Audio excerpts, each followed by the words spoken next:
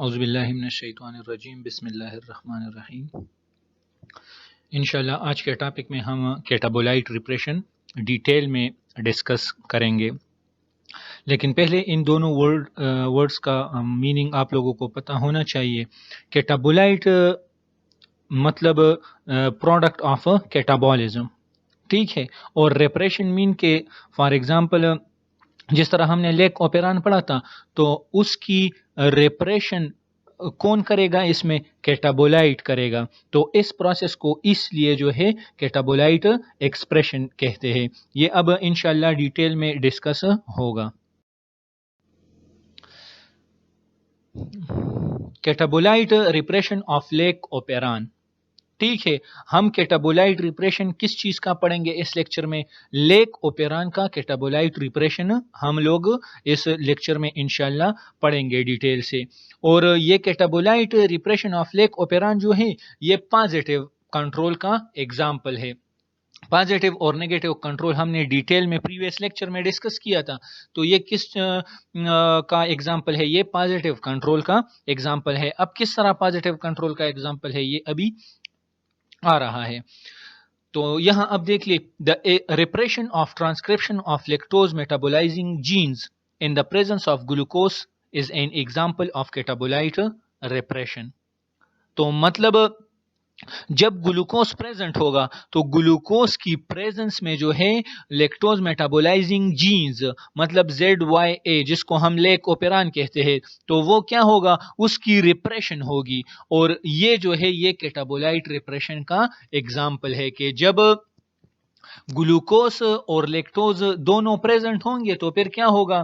तो फिर कैटाबोलाइट रिप्रेशन का फिनोमेना जो है वो होगा। तो अब क्या इस सेंटेंस में क्या एक्सप्लेन हो गया कि जब ग्लूकोज प्रेजेंट होगा तो ग्लूकोज क्या करेगा? लेक्टोज मेटाबोलाइजिंग जीन्स की रिप्रेशन करेगा, मतलब उसकी ट्रांसक्रिप्शन को नहीं होने देगा। तो ये कैटाबोलाइट रिप्रेशन का एग्जाम्पल है।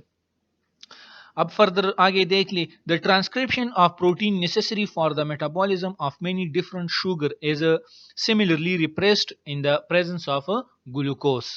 अब क्या है कि फॉर एग्जाम्पल बैक्टीरिया है और बैक्टीरिया को मीडियम में बहुत सारे फूड जो है वो मेटाबॉलिज्म के लिए या एज अ फूड जो है वो अवेलेबल है। तो अब जब ग्लूकोज होगा तो ग्लूकोज की मौजूदगी में, ग्लूकोज की प्रेजेंस में वो सारे शुगर्स जो है और उसके जीन वो क्या होंगे? वो रिप्रेस होंगे, मतलब उसकी ट्रांसक्रिप्शन जो है वो नहीं होगी। ये कब? जब ग्लूकोज प्रेजेंट होगा। क्यों? क्योंकि ये हमने प्रीवियस लेक्चर में एक्सप्लेन किया था कि बैक्टीरिया का सबसे प्रेफरेबल फूड कौन सा है? वो ग्लूकोज है। तो इसलिए जो है जब ग्लूकोज प्रेजेंट होता है तो फिर दूसरे जीन्स की मेटाबॉलिज्म, मतलब दूसरे शुगर्स की मेटाबॉलिज्म के लिए जो जीन्स रिस्पॉन्सिबल है वो फिर ऑफ रहेंगे, वो ऑन नहीं रहेंगे। अब ये पॉजिटिव कंट्रोल का एग्जाम्पल है। तो किस तरह कैटाबोलाइट रिप्रेशन पॉजिटिव कंट्रोल का एग्जाम्पल है? तो देख लिए यहां, catabolite repression works through an activator protein, that is why it is the example of positive control. Catabolite repression जो है ये इसमें कौन इन्वॉल्व है? इसमें एक्टिवेटर प्रोटीन इन्वॉल्व है। तो जब एक्टिवेटर प्रोटीन इन्वॉल्व होता है एक प्रोसेस में तो फिर उसको हम पॉजिटिव रेगुलेशन कहते हैं या पॉजिटिव कंट्रोल कहते हैं। तो ये अब हम आगे देखेंगे कि कौन सा रेगुलेटरी मॉलिक्यूल इसमें इन्वॉल्व है। लेकिन यहां अब आप इतना याद रख ले कि कैटाबोलाइट रिप्रेशन जो है ये पॉजिटिव कंट्रोल है। अब यहां देख ले, अब बेसिक्स जो है कैटाबोलाइट रिप्रेशन के बारे में वो इस स्लाइड में प्रेजेंट है। The basics of catabolite repression of lac operon, choosing the best sugar to metabolise. अब बैक्टीरिया के पास मतलब चॉइस है कि 4 किस्म के फूड उसको मीडियम में अवेलेबल है। तो बैक्टीरिया जो है अब बेस्ट शुगर को जो है वो चूज करेगा। तो वो ये किस तरह करेगा? वो ये कैटाबोलाइट रिप्रेशन सिस्टम की वजह से वो जो है ये बेस्ट शुगर को क्या करेगा, चूज करेगा। तो अब हम इसके बारे में पढ़ते हैं। इसका एग्जांपल इस तरह है कि फॉर एग्जांपल आप के घर में 4 डिशेस जो है वो बने हैं, लेकिन आपको उसमें जस्ट एक, आप इस इन 4 डिशेस में आपका जस्ट एक फेवरेट है। तो अब अगर चारों आपके सामने पड़े हैं तो आप कौन सा खाएंगे, आप वही उसी को प्रेफर करेंगे जो आपका फेवरेट है। ठीक है, तो इसी तरह बैक्टीरिया भी है, और बैक्टीरिया का सबसे प्रेफरेबल फूड, ये हम बार बार एक्सप्लेन कर रहे हैं कि वो क्या है, वो ग्लूकोज है। तो जब ग्लूकोज होगा, बैक्टीरिया फिर किसी दूसरे फूड को यूटिलाइज नहीं करेगा। अब यहां देख ले, if both lactose and glucose are present, the synthesis of beta galactosidase is not induced until all the glucose has been used up। अब यहाँ इस सेंटेंस में बहुत लॉजिकल बात है, लेकिन इसको आप लोगों ने जरूर समझना है। यहाँ अब आप लोग देख ले क्या लिखा है, जब लैक्टोज और ग्लूकोज दोनों प्रेजेंट होते हैं तो फिर बीटा गैलेक्टोसाइडेज जो है उसकी इंडक्शन, मतलब वो इंड्यूस नहीं होता। अब इंड्यूस और ऑफ होने में डिफरेंस है। ठीक है, मतलब इस केस में जो है क्या होगी, ट्रांसक्रिप्शन बीटा गैलेक्टोसाइडेज की होगी, लेकिन वो क्या, वो निग्लिजिबल होगी, बहुत ज्यादा कम ट्रांसक्रिप्शन होगी। और इंड्यूस का क्या मतलब है, इंड्यूस का मतलब ये है कि फॉर एग्जाम्पल इस केस में बहुत कम ट्रांसक्रिप्शन होगी। तो जब हम इंड्यूस का वर्ड यूज करेंगे, तो जब इस बहुत कम ट्रांसपायरेशन से 50 फोल्ड आप ट्रांसपायरेशन को इंक्रीज कर ले, तब हम उसको क्या कहते हैं, इंड्यूस्ड। ठीक है, तो इस डिफरेंस में आप लोग गलती ना करें। क्या होगा कि अब बीटा गैलेक्टोसाइडेज ZYA वो लेक ओपेरान जो है वो इंड्यूस नहीं होगा। कब तक नहीं होगा, जब तक सारे ग्लूकोज जो है वो यूज नहीं, मतलब जब सारे ग्लूकोज मीडियम में खत्म नहीं होते तब तक जो है ये इंड्यूस नहीं होगा। मतलब ट्रांसपायरेशन होगी, लेकिन वो क्या, नेग्लिजिबल अमाउंट में होगी। ठीक है, तो इस सेंटेंस में ये लॉजिक थी, और ये आप लोगों ने ये कंसेप्ट इस पर अपना जरूर क्लियर करना है, क्योंकि आगे फिर आप लोग गलती ना करें इसमें। अब क्वेश्चन क्या है, why this process is known as catabolite repression.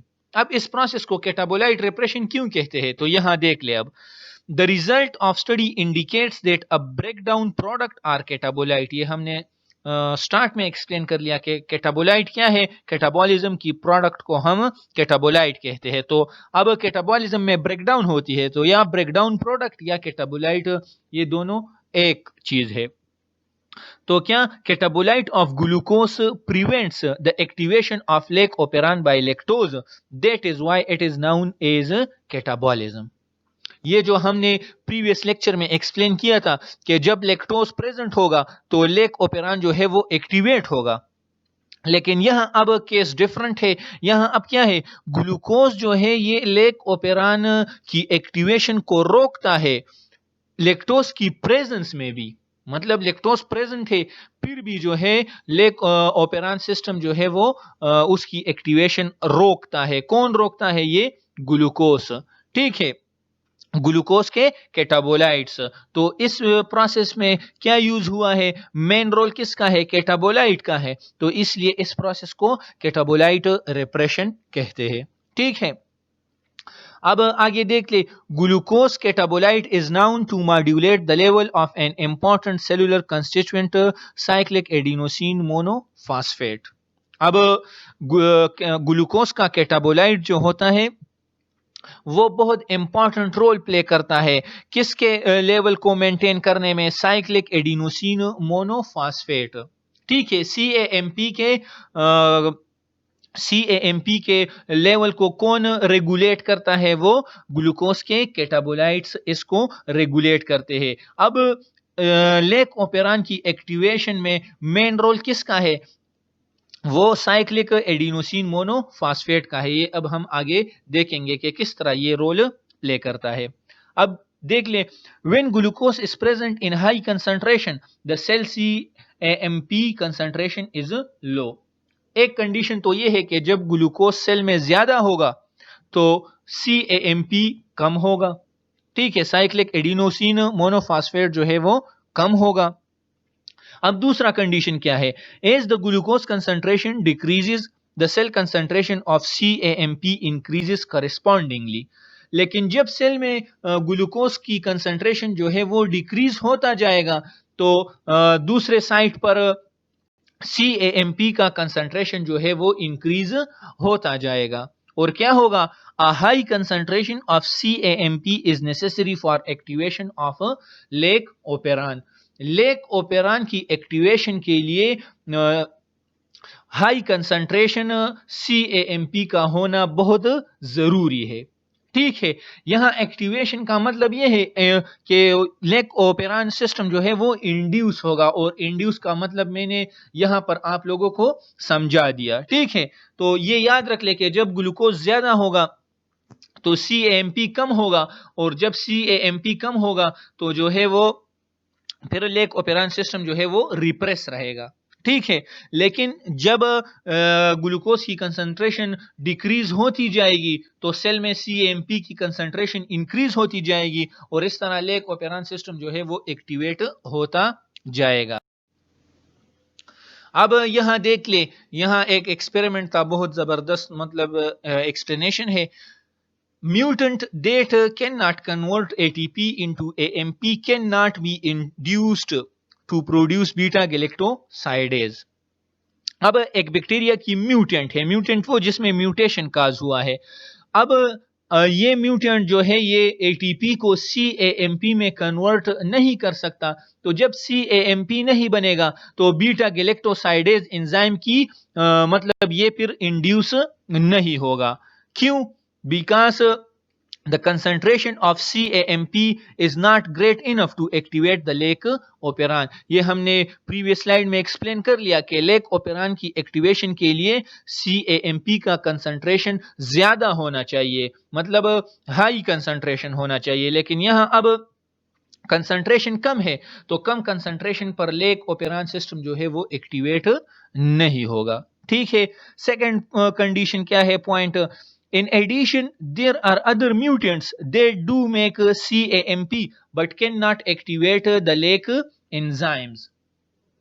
अब दूसरा कंडीशन ये है कि कुछ म्यूटेंट्स जो है उसमें तो साइक्लिक एडिनोसिन मोनोफॉस्फेट बनता है, ठीक है, लेकिन फिर भी लेक एंजाइम या लेक ओपेरान सिस्टम जो है वो एक्टिवेट नहीं होता। क्यों? अब because they lac yet another protein called CAP catabolite activator proteins. अब ये बात याद रख ले कि सेल में अगर CAMP अकेला प्रेजेंट है तब भी लेक ओपेरान सिस्टम जो है वो एक्टिवेट नहीं होगा, और अगर CAP अकेला प्रेजेंट है तब भी जो है ये सिस्टम एक्टिवेट नहीं होगा। ये दोनों कंबाइन फंक्शन करते हैं, जब ये दोनों कंबाइन होंगे तब जो है हमारे पास लेक ओपेरान सिस्टम जो है वो एक्टिवेट होगा। ठीक है, तो इस केस में तो CAMP बनते हैं लेकिन कैटाबोलाइट एक्टिवेटर प्रोटीन नहीं होते, तो इसलिए भी यहां पर लेक ओपेरान सिस्टम जो है वो एक्टिवेट नहीं होता। और ये CAP प्रोटीन्स जो है ये कौन बनाता है, ये CRP जीन है, इसके लिए ये उसकी फॉर्मेशन करता है। अब यहां देख ले, CAP binds to a specific site on the lac operon. अब कैटाबोलाइट एक्टिवेटर प्रोटीन्स जो होते हैं वो स्पेसिफिक साइट पर बाइंड होते हैं लेक ओपेरान के साथ, मतलब प्रोमोटर रीजन में एक स्पेसिफिक रीजन होता है जिसको हम केप साइट कहते हैं। ये केप प्रोटीन वहां जाकर बाइंड होंगे। The DNA bound cape is then able to interact physically with RNA polymerase and increases that enzyme affinity for the lake promoter। और जब ये केप प्रोटीन वहां जाकर केप साइट पर बाइंड होगा तो ये फिर RNA पोलीमरेज की एफिनिटी को इंक्रीज करेगा और ट्रांसक्रिप्शन जो है वो स्टार्ट होगी, मतलब सिस्टम जो है वो एक्टिवेट होगा। लेकिन यहां एक बात और भी है, by itself CAP can not bind to the CAP site of the lac operon. अकेला जो है, अकेला ये कैटाबोलाइट एक्टिवेटर प्रोटीन अकेला जो है ये केप साइट के साथ बाइंड नहीं हो सकता, तो इसके लिए क्या चाहिए यहां देख ले। अब however by binding to its allosteric effector CAP के लिए एलोस्टेरिक इफेक्टर मॉलिक्यूल, ये हमने प्रीवियस लेक्चर में एक्सप्लेन किया है। तो केप के लिए एलोस्टेरिक इफेक्टर मॉलिक्यूल क्या है, वो CAMP है। ठीक है, जब केप और CAMP दोनों आपस में बाइंड होंगे तब जो है ये एबल होंगे कि ये जाकर कहां बाइंड हो जाए, केप साइट पर बाइंड हो जाए। और जब ये केप साइट पर बाइंड हो जाए तो फिर क्या होगा, एंड एक्टिवेट आरएनए पॉलीमरेज, तब ये आरएनए पॉलीमरेज को एक्टिवेट करेगा, और जब एक्टिवेट करेगा तो ट्रांसक्रिप्शन स्टार्ट हो जाएगी लेक ओपेरान की। In this way the catabolite repression system contributes to the selective activation of lac operon. अब बैक्टीरिया इसी सिस्टम की वजह से जो है वो कभी लेक ओपेरान सिस्टम को ऑन रखता है और कभी इसको ऑफ रखता है, इस कैटाबोलाइट रिप्रेशन की सिस्टम की वजह से। अब जो है, अब लास्ट स्लाइड है और ये सारे लेक्चर की समरी है, तो इसको आप लोग गौर से देख ले और इसको समझ ले। पहला कंडीशन क्या है, एक glucose level regulate CAMP level. ये स्टार्ट में हमने एक्सप्लेन कर लिया कि ग्लूकोज जो है वो CAMP लेवल को कंट्रोल या रेगुलेट करता है। जब हाई ग्लूकोज होगा तो हाई ग्लूकोज, ये याद रख ले कि बैक्टीरिया में एक एंजाइम होता है फास्फोट्रांसफरेजेस। क्या? फास्फोट्रांसफरेजेस। ये फास्फोट्रांसफरेजेस जो है जब इनके साथ फास्फेट बाइंड होगा तो ये एक्टिवेट होंगे ये एंजाइम, और जब इससे फास्फेट रिमूव होगा तो ये इनएक्टिवेट होंगे ये एंजाइम। तो जब ग्लूकोज ज्यादा होंगे, ठीक है, जब ग्लूकोज ज्यादा होंगे तो ये फास्फोट्रांसफरेजेस को एक्टिवेट करेगा, और जब फास्फोट्रांसफरेजेस एक्टिवेट हो जाएंगे तो वो एडिनाइलेट साइक्लेस की फॉर्मेशन या प्रोडक्शन को ब्लॉक कर लेगा, मतलब ये फिर नहीं बनेगा या इनएक्टिव फॉर्म में रहेगा। तो जब एडिनाइलेट साइक्लेस नहीं होगा तो ये याद रख ले फिर कि ATP से AMP फिर नहीं बन सकता। ATP से AMP के बनने के लिए कौन सा एंजाइम रिक्वायर्ड है, एडिनाइलेज साइक्लेज। तो जब ये एंजाइम अब नहीं है तो अब क्या होगा, ATP से AMP नहीं बनेगा। तो मतलब हाई ग्लूकोज की कंडीशन में नो CAMP, मतलब क्या कि CAMP की फॉर्मेशन नहीं होगी, और जब ये फॉर्मेशन नहीं होगी तो लेक ओपेरान सिस्टम जो है वो ऑफ रहेगी। लेकिन यह एक दूसरा कंडीशन है लो ग्लूकोज। जब लो ग्लूकोज होगा तो फिर लो ग्लूकोज में निग्लिजिबल अमाउंट की जो है वो ट्रांसक्रिप्शन होगी बीटा गैलेक्टोसाइडेज की, ये जो हमने स्टार्ट में एक्सप्लेन कर लिया। लो ग्लूकोज में क्या होता है कि जब ग्लूकोज बहुत लो होता है तो फिर एडिनाइलेट साइक्लेस की इनएक्टिवेशन नहीं होती, मतलब ये फिर एक्टिव फॉर्म में रहते हैं। तो जब ये एक्टिव फॉर्म में होंगे तो ATP से CAMP बनेंगे, लेकिन इस केस में ट्रांसक्रिप्शन नेग्लिजिबल होगी। इंडक्शन का मतलब मैं दोबारा बता दूं यही है कि नेग्लिजिबल से जब आप 50 फोल्ड ट्रांसक्रिप्शन को इंक्रीज करेंगे तब उसको हम लेक ओपेरान सिस्टम की इंडक्शन उसको कहते हैं, कि जब 50 फोल्ड इसकी ट्रांसक्रिप्शन उससे ज्यादा हो जाए। तो ये था first a condition. A condition में क्या कहा है देख ले यहां, only under condition of low glucose is adenylate cyclase active and CAMP cyclic adenosine monophosphate form। ठीक है, तो मतलब लो ग्लूकोज में, जब लो ग्लूकोज होगा एडिनाइलेट साइक्लेज एक्टिव फॉर्म में होगा और ATP से CAMP बनेगा। लेकिन यहां अब दूसरा फिगर है, यहां देख ले आप, CAMP CAP complex activates transcription. ये मैंने स्टार्ट में आप लोगों को बता दिया कि केप या CAMP ये दोनों अकेला फंक्शन नहीं कर सकते। तो क्या होगा, अब ये दोनों आपस में बाइंड होंगे और कॉम्प्लेक्स बनाएगा दोनों का। ठीक है, ये केप है और ये CAMP है। जब ये दोनों बाइंड हो गए, ये अब आएगा और ये इस रीजन के साथ बाइंड होगा। ये जिस रीजन के साथ बाइंड होता है प्रोमोटर में, प्रोमोटर के उस रीजन को हम केप साइट कहते हैं। केप साइट इसलिए उसको कहते हैं कि इसके साथ केप मॉलिक्यूल अटैच होता है। जब ये अटैच हो गया तो अब इस की क्या होगी, इसकी मतलब ये लेक ओपेरान अब इंड्यूस होगा और उसकी ट्रांसक्रिप्शन जो है वो स्टार्ट हो जाएगी। तो यहाँ इसकी एक्सप्लेनेशन है, when cAMP is present it form a complex with catabolite activator protein that activates transcription by binding to a region within the lac promoter. तो जब इन दोनों ये दोनों प्रेजेंट होंगे तो ये कम्प्लेक्स बना लेगा, ये इसके साथ बाइंड हो जाएगा और ट्रांसक्रिप्शन जो है वो स्टार्ट हो जाएगी। तो ये था आज का हमारा लेक्चर कैटाबोलाइट रिप्रेशन के डिटेल के बारे में। कल इंशाल्लाह फिर यूक्रियाटिक जीन रेगुलेशन स्टार्ट करेंगे। जज़ाकल्लाह।